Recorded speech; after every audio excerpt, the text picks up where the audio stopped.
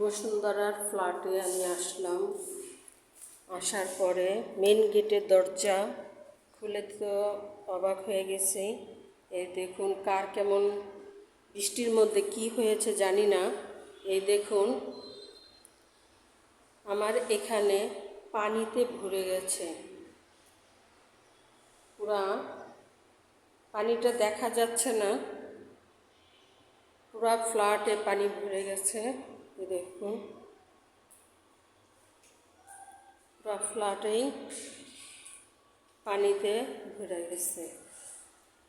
এরকম যদি পানি হয় তাহলে ডাইনিং সব পানিতে ভরে গেছে।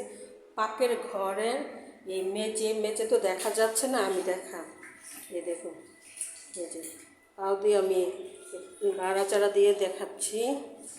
এই দেখুন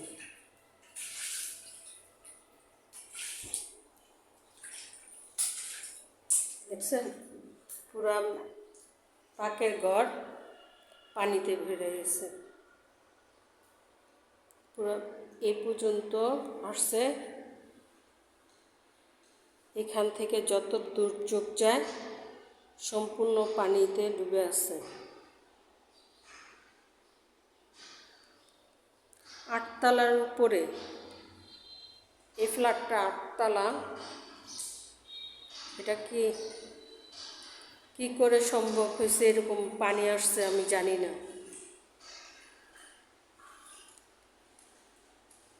ভিডিওটা করে রাখলাম কারণ অনেকে বিশ্বাস করবে না যে এখানে পানি কিভাবে আসলো। 8 তলার উপরে পুরা ঘর পানিতে ভরে গেছে, তাই আমি ভিডিওটা করে রাখলাম।